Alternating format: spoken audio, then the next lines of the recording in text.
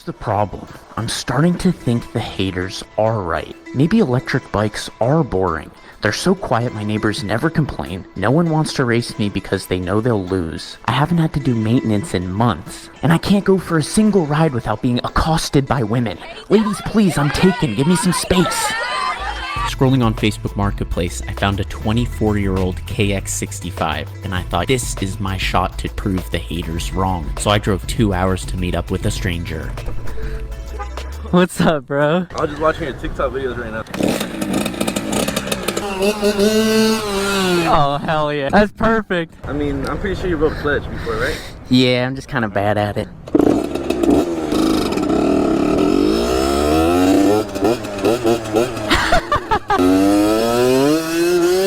Oh, it's got a crazy power band. Dude, this thing's sick. I don't even want to go out at first. It's so fast. We're going.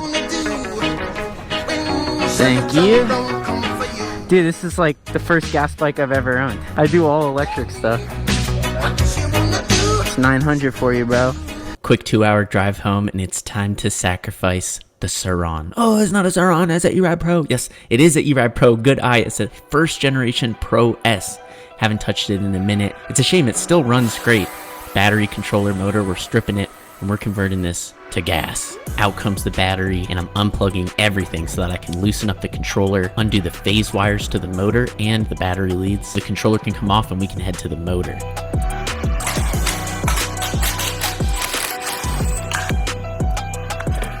We've now removed the motor, battery, and controller. This is the entire powertrain of the E-Ride Pro, and this is my girlfriend's cat licking his balls. I'm gutting the entire bike. I'm leaving absolutely nothing. We're starting with a perfect electric, well, previously electric roller. So off comes the throttle and the controls over here. I apologize for this cat cute maxing in the background. If you fuck with bow, put W bow in the chat. I'm stripping everything I can. We're gonna need as much space as possible for this 65 motor. Even though it's a 65, it's a 2-stroke. This bike is about to have the power of a 125 4-stroke. It's totally stripped, and it's time to head over to my local power sports shop. This project would not have been possible without the amazing work at Chronic Racing. They're a family-owned shop, and they'll work on any bike, including your Sur-Ron, which is super rare. So shout out to Chronic Racing. This is the KX65 before we touched it, and this is us touching it. Off comes the seat, the plastics, gas tank, exhaust, 2-stroke pipey pipe, and draining it out. Taking off the radiator, front wheel, and front forks. This whole process, I'm realizing how similar these bikes are to the Sur-Ron. It's all the same. Whoop, we're cutting the rear frame off.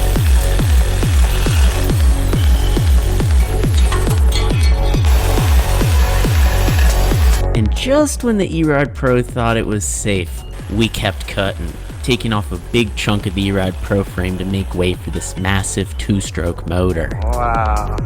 The plan is to keep the motor on the factory Kawasaki frame and just cut the frame so that we can mount the frame to the bike as opposed to figuring out how to mount the motor to the bike. Here's us test fitting it. Everything's looking pretty good.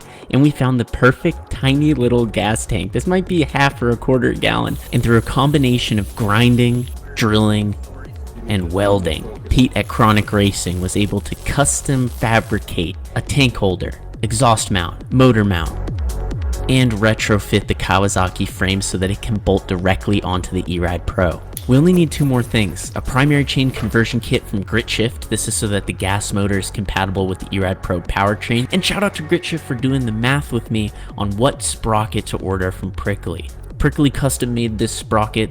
It is comically small, but this is the number of teeth we calculated to match the stock gear ratio on the KX65. Look how small this is compared to the E-Ride Pro sprocket. After a little more cutting and a little more drilling on the E-Ride Pro frame, it's time to get started. We're taking off the rear wheel and throwing on the mini sprock. Just received Gus's trial box from Untamed. So, be interesting to see shit. The mini sprock. Removing the stock primary belt pulley and replacing it with the chain sprocket that comes in the GritShift primary chain kit. Now we can connect directly to the gas motor. The rear wheel's coming back out with the mini sprock. Look how tiny it is. It's the size of the hub. We drilled 3 holes in this part of the bike. 1, 2, 3. That way we can directly bolt the motor. Here Pete's throwing in the 1 long bolt at the bottom, and then we've got the 3 at the top.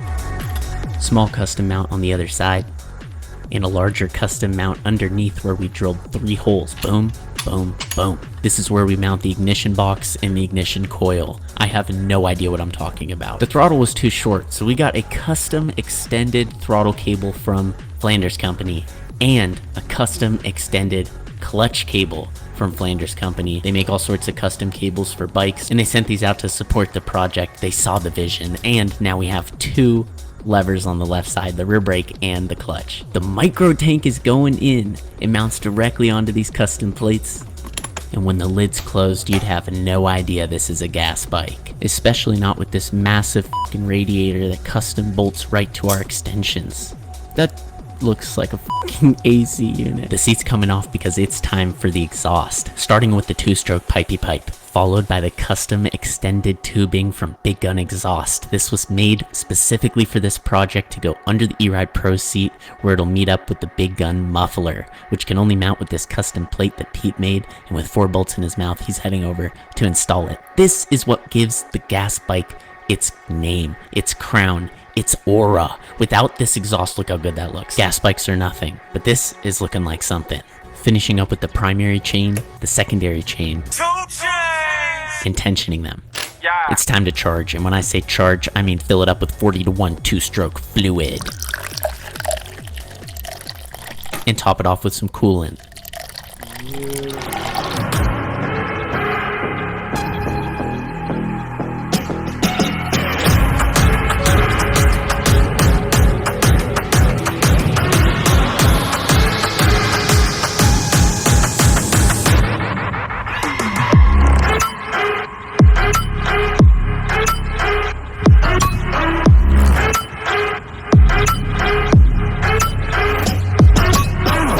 Alright, here we are. The gas Sur-Ron is complete. We got the handbrake and the clutch on one side. Let's give it a kickstart here. Pull the clutch in.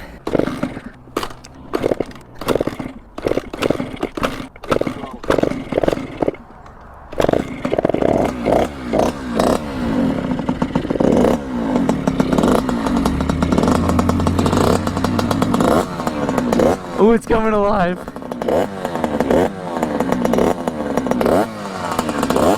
This is crazy. This is crazy. Look at my gas tank here. No battery.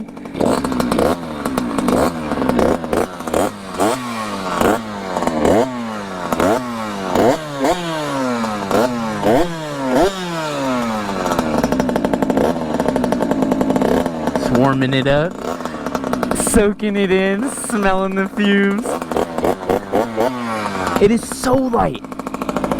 It is so much lighter than the electric counterpart.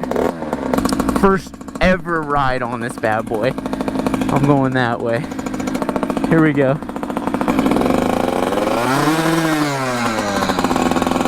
Oh wait, I gotta go down one. I'm still in neutral.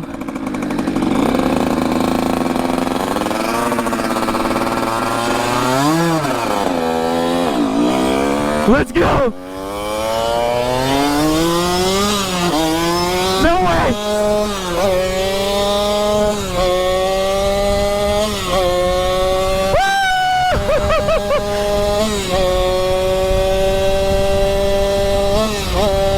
Fuck, our stop's on! Oh, that's not the clutch, that's the brake! Oh, that's not the clutch!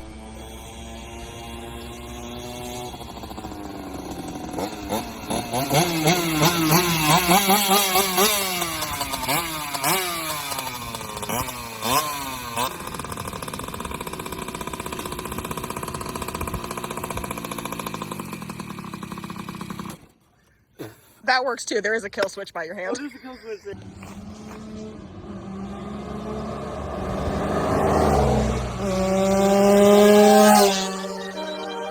Stay tuned for the next video. We're gonna make it even better and take it into the street with some supermoto wheels.